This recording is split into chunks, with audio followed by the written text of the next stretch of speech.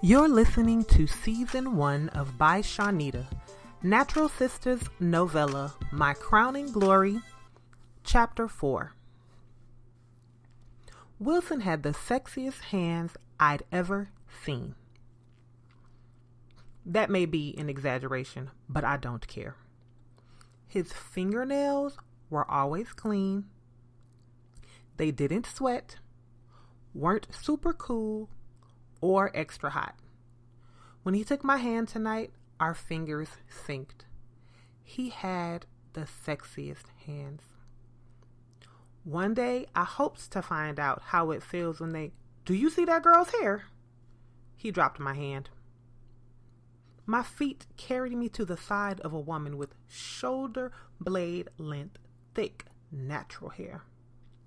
The pattern of the waves in her hair looked like a twist out. I put my hands in my pocket before I touched it. "Oh my goodness, your hair is so beautiful. Where do you get it done?" She laughed. Bella Express by Danae Helena. She is in Duluth. Duluth? Blank. My mind went blank. Is that on the south side? She laughed again. No, it is on the northeast side of Atlanta. That is where I'm from. I'm here visiting a friend. Questions flooded my mind so fast my lips froze. Nervous laughter bubbled up in my chest. I have so many questions. Your hair is so pretty. 30 minutes later, my mouth went cotton dry. She needs to let somebody do something to that nest of mess on the top of her head. Wilson cussed in a low voice. I cut my eyes at Wilson and hoped she didn't hear him. "I'm so sorry. You didn't come to Macon to be grilled about your hair. Please forgive me. I'll look up the information for your stylist. Maybe she has some YouTube videos or a blog or something. That sounds too far for me to drive on a regular basis." "No problem. I'm used to it." The girl proceeded down the hair care aisle. Someone needs to make a natural relaxer to put those naps out of misery.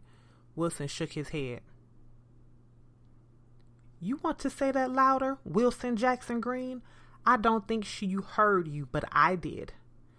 Fire touched the tips of my ears. Anger rose up within me as I replayed his fake support the night I told him my decision. "So this is the stuff you're going to say about me when you think I'm not around, or did you think I couldn't hear you either?"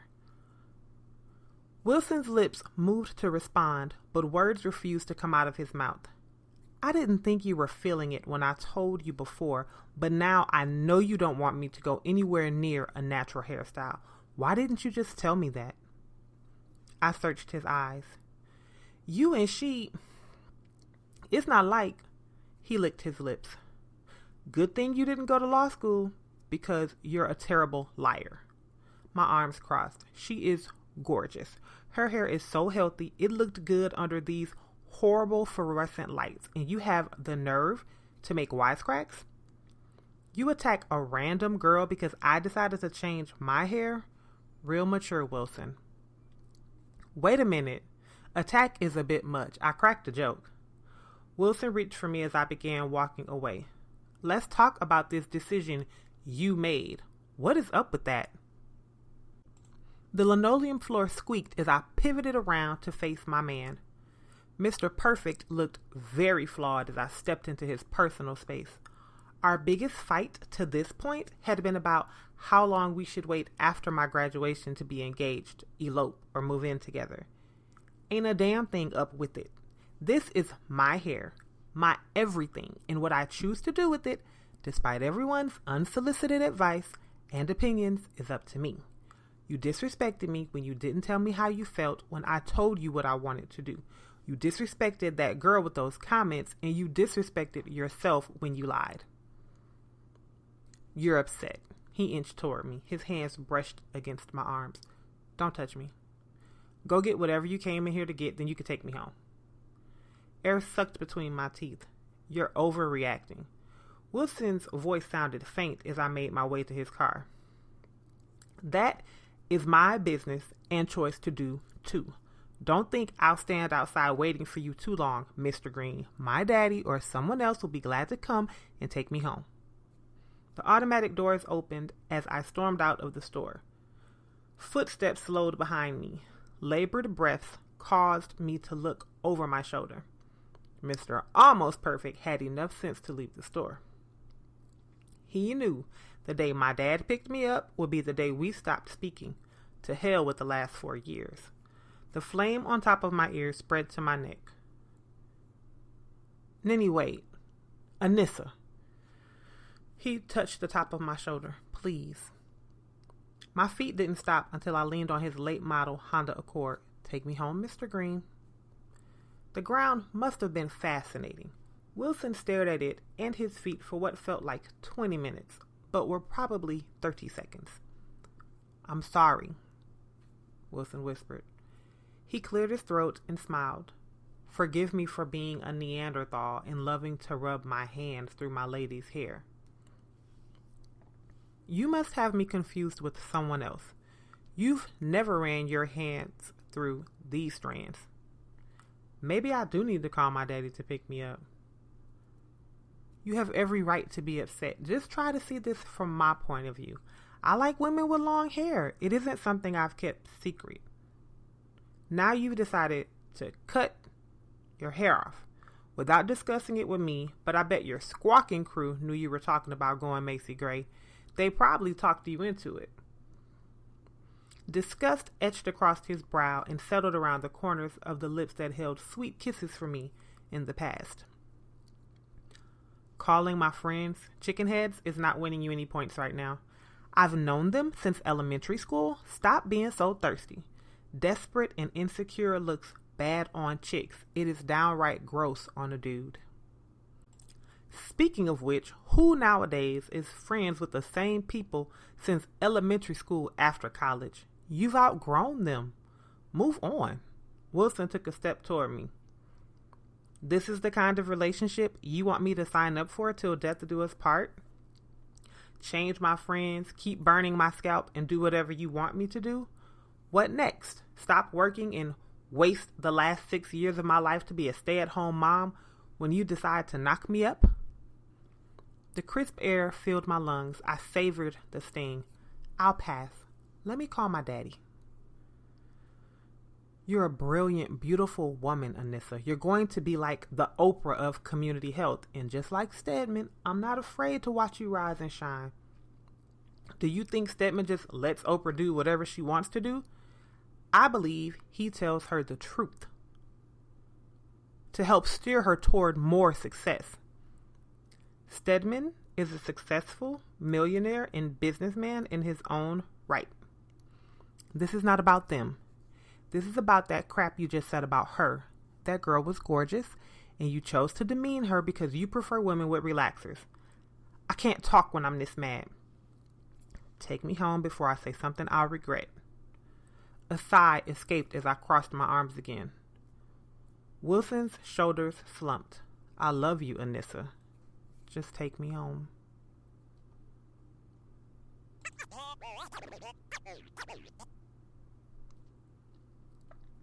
Janie tells me you'll be starting your fellowship 2 Mondays after graduation. My mother prattled around in the kitchen. Her hands appeared to move a mile a minute. Yes, ma'am. My nose smiled as the scent of my mother's signature smothered pork chops and gravy filled the room. Do you think you'll be staying on at FHF after you complete your fellowship? Government jobs are safe and great for stable work. Your father and I have worked for the same company since we graduated high school, and he returned from his time in the service. Young people these days have no sense of loyalty and commitment, hopping from job to job. Her head shook in sync with her hand, stirring the mashed potatoes. Things aren't the same, Mama. Companies use you up and spit you out. Many people are laid off and fired without reaching the 10-year mark. Today's economy and corporate atmosphere is not the same as before, and that includes the government. Teachers, cops, firefighters, and a bunch of other civil service were laid off at the beginning of the recession. The dirt under my fingernails occupied my attention for a few moments. That is ridiculous. Your generation has no appreciation for the choices you take for granted. The entitlement and obnoxious behavior you engage in is downright sinful. She dabbed her forehead. Don't lump me in with them. Hard work was not an option in this house. You and Dad taught me how to work for what I want, and I appreciate it very much. The aroma seemed less pleasant as I eased down from the stool I sat in my entire childhood and watched my mother prepare dinner after a full day's work. Underestimating stability is a great danger, Anisa. Your father and I made providing a stable and secure home for you a priority. That was not our responsibility, it was our privilege. I've hoped you would realize how important that has been in your success and mimic our efforts instead of chasing pipe dreams and fantasies like everyone else in your generation. Reality TV, writing books about whom you're private with, and anything else to make a name, no matter what kind of name it is for yourself. We didn't raise you that way, Anisa. Her hand shook. You think I want to be a reality television star? That is funny. My laugh grew into a fit of giggles as my father walked into the kitchen. He walked over to my mother. Their customary cheek peck calmed my giggles to a smile. My mother had no worries. There were several lessons on stability and security she and my father taught me that stuck. His steps were quick and light before he kissed me in the middle of my forehead. Same spot for as long as I could remember. Hi, Daddy. My arms wrapped around his solid, yet round middle. Good evening, Donut. He pretended he was about to muss my hair. Help me set the table, Anisa. My mama walked past me with a dish of smoking mashed potatoes. The vegetables waited for me in their serving dish. In silence, my mother and I dressed the table for dinner. Moments after she sat the smuttered pork chops and gravy on the table, my father entered the dining room. We held hands as my father led us in grace. You excited about starting your job with the government?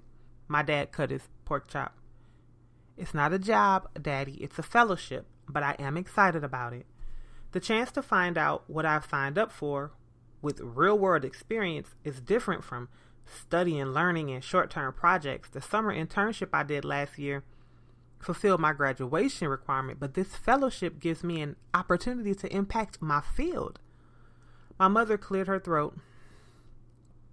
I'll never understand you kids today. Wasn't there another company interested in giving you an actual job? His fork hovered over the piece of meat he cut. You're ready for me to move to another state on the West Coast, Daddy? Yes, if that meant you were able to start a career and prepare yourself for a family, maybe give you a chance to meet some new people and interests. He chewed his pork chop. Well, I'm very interested in the cruise I'm taking the week after graduation. Who knows? I might even meet some bona fide celebrities who can get me on their reality television show with Mama.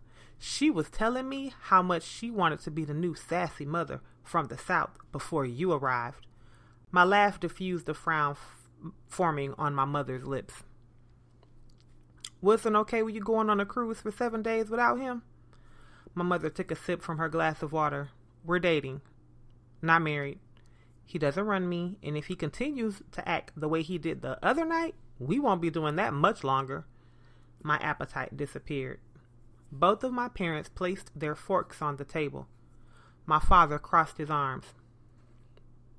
We were at the store, and I saw this woman with the most beautiful hair. He got upset because I told him I'd decided to go natural. While I asked the girl some questions, he was rude, and I got so mad I made him take me home. There, I'd said it aloud. On the surface, it seemed trivial or even petty, but for me, it wasn't the whack jokes that upset me. Wilson lied to my face when he pretended to support my decision to go natural. You must be out of your mind if you think we're about to let you walk around with your head looking like you stick your finger into a socket before you walk out of the house every morning. My father uncrossed his arms and picked up his fork. That is true, Daddy. I have no intentions of walking around looking like I've been electrocuted, but how I wear my hair is not up to you and Mama anymore. The days of pigtails and restriction from jerry curls have long passed. I'm about to graduate with a master's degree. My arm hairs shot up as goose pimples covered them. Don't tell me you're serious about walking around with nappy hair like some militant rabble-rouser looking for attention. You want attention? Be on time for work, produce, make a contribution to society. Don't walk around with naps in your hair.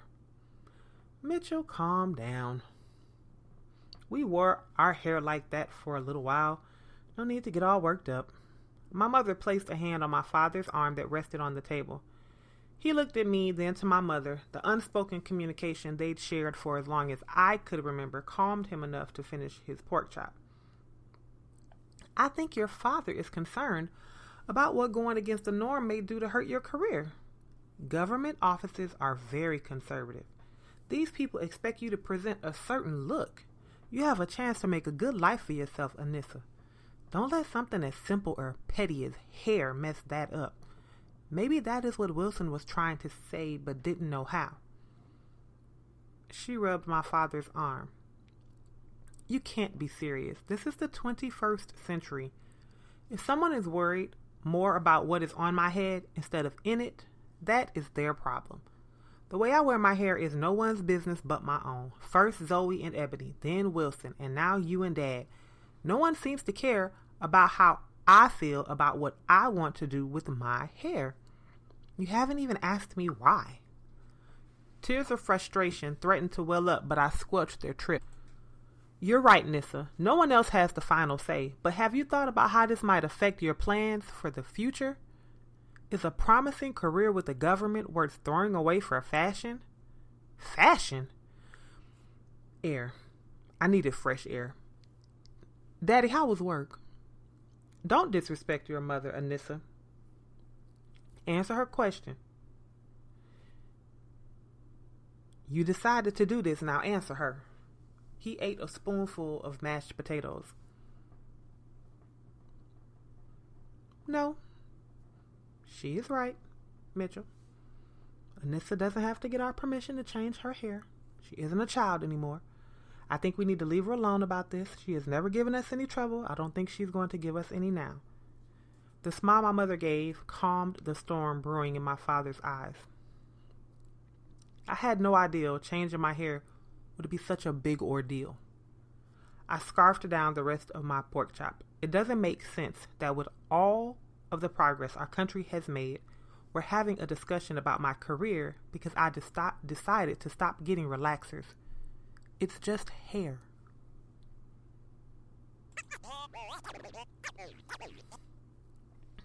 Nothing helped me relax and think things through like a girls' night out. With all of the drama between Wilson and me, an invitation to hang out felt premature. The quasi-support my mother offered gave me a little comfort, but not enough to schedule a movie night to discuss whatever vexed me over her homemade caramel kettle corn. A girls' night out was my only lifeline. Too many of our usual spots offered the likelihood of running into Wilson, so we drove up Interstate 75 to a grown folks lounge known to have VIP guests, slamming music, and good food. Ebony wanted to leave her man's curfew with him in Macon, so she abandoned the notion of borrowing his truck, and we cruised up Interstate 75 in my favorite college graduation present from my godmother and parents. A brand new Honda CR-V with all of the trimmings. They promised to buy my dream car if I graduated college with honors and bought my own first car. None of us mentioned it after I worked 2 summers and an entire school year to save up for my first used car. Earth to Anissa. Zoe waved her hands in front of my face. You finally get off that high horse and let Wilson into your secret garden, and now you can't even think straight. My mind is in Atlanta on that dance floor. I'm about to sweat all these problems and my hair out so Peaches can earn every cent she charges me tomorrow. Sometimes, no response yielded better results. You better take care of that man. If you don't, another woman can have him. So, can someone please pull up the directions from here? Portia shook her head and suppressed a laugh in the back seat. I stuck my tongue out at her in the rearview mirror. Zoe got that newfangled iPhone and insisted on riding shotgun. Make her do it. Portia stuck her tongue back out at me. You can ride back next to your man on the way home. If I play my cards right, I'll get a ride back from a real baller, not one of these fake dudes in Macon. Zoe put her palm out over her shoulder. Y'all know this iPhone GPS is whack. Stop hating. Someone give me your Android phone. Everyone laughed as Ebony handed her phone to Zoe.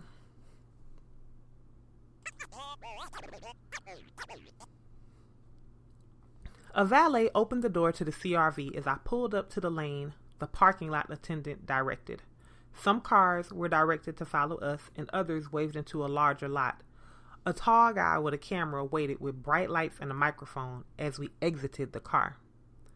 Authentic, sexy Southern belles are on the scene, all the way from Bibb County, on the scene at the club tonight. Don't sleep on these real Georgia peaches. I see a few I'd like to squeeze at home. The tall guy winked at me. Zoe pranced to the front of the group. Thank you for knowing what a real juice is in GA. His attention zoomed in on all the right places, and to my relief, the rest of us eased past Mr. Microphone into the club. We slipped past the line to the front of what looked like VIP. No one said anything, and with the week I had, I decided to go with it. By the time we sat down, someone sent us a bottle of champagne. Nothing rap video worthy, but it was on the house. Anyone gonna check on Zoe? No. She said she was leaving with some baller. I'm not blocking. Ebony shrugged. Well, I have a date with the dance floor as soon as they play something with some bump on it. I poured champagne in my glass. A tall brother without a microphone and camera escorted Zoe to our table. His eyes followed every curve of her body until she sat down next to Ebony. Zoe insisted on sitting on the outside of the group whenever we went out to make sure she wasn't looked over. What happened to your big break? Ebony sipped the champagne. He was big broke. The shoes, his teeth, and his bank account was busted, because if not, the shoes and teeth would have been fixed. I'm not the one to wait on him to get his veneer money saved up. That means he can't spend any money on me. Zoe cackled and the glitter on her cleavage sparkled. I hear you. Sometimes I wish I didn't. But that was not something I needed to focus on. The point of girls' night was to relax, and driving down that road with Zoe led to a brick wall with no brakes. Listen to Miss Masters trying to sign him down. Zoe cackled again. Tall guy number 2 returned to the table and led her to the dance floor. She winked as he helped her down. Looks like I'll be on champagne and purse duty, because I know once Anisa hit the floor, she is not coming back until the lights come on or her shoes need to come off. Ebony shook her head. Portia laughed. She isn't that bad. They both looked down at my feet. Instead of my super cute 4-inch platforms, I'd opted for my sexy ballet flats. We may be here all night. Ebony shook her head. The next bottle is on Anisa if she plans on shutting this place down. Zoe walked back to the table, snapping her fingers. A new group of girls walked past us and sat at a nearby table. She smiled and tapped Ebony on the shoulder. They whispered back and forth until Portia sucked her teeth loud enough for everyone to hear over the music. Really, we can just order some food if you that hungry, Portia. Zoe rolled her eyes and waved a server over to the table. I'm not hungry, but I will take a plate of calamari. One of the reviews for the club online said the seafood in this place was better than a 5-star restaurant. The others added their orders, and a sniggle escaped Ebony as the server walked by the women seated next to us. Those braids get any tighter, they're going to make her show some papers. She should know better than to wear that style. Zoe shook her head. What is going on with the girl next to her? Ebony squinted. Curiosity overrode my better judgment, and the urge to leave my friends in Atlanta bounced around my mind. Portia shook her head. I hadn't been able to tell half of our fearless foursome why I needed to sweat my problems out on the marble floor in a club almost an hour away from home. Seriously, there should be some kind of law against some of these hairstyles people are rocking nowadays. Natural hair should be reserved for people who don't need perms. Don't these chicks consider the other people who have to look at them? A snort escaped Zoe, throwing Ebony into a laughing fit. I don't care what the next song is that comes on, we are going to dance. Portia nudged me toward the dance floor. We'll come back when she brings the food, and busy as this club is, that could be never. Come on. Put It Down by Brandy was mixed into the song ending. Before I could stop her, Portia pulled me onto the dance floor. Seconds later, 2 guys joined Portia and me. For the next 4 minutes and 9 seconds, the only thing that occupied my mind was matching the moves of my boneless dance partner. Wilson would have a fit if he knew I let someone dance on me like this. But I was pissed at him, so I danced harder. Click by Kanye West followed, and as much as I wanted to sit down, this dude went so hard I had to match him. 10 songs later, my stomach growled and the tug on my shirt told me our food arrived. Stress from the week puddled in the spot on the floor where my dance teacher schooled another girl. Ebony picked over her fries and flashed us a half smile as we plopped down next to her.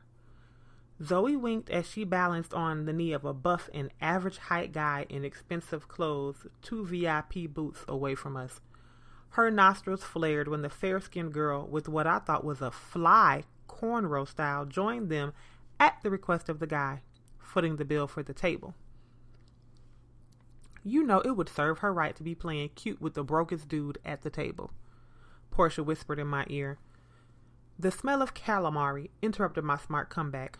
Snatches of the comments about my friends made by my parents and Wilson crossed my mind, and as much as I hated to admit it, I realized we might not all make it for the long haul.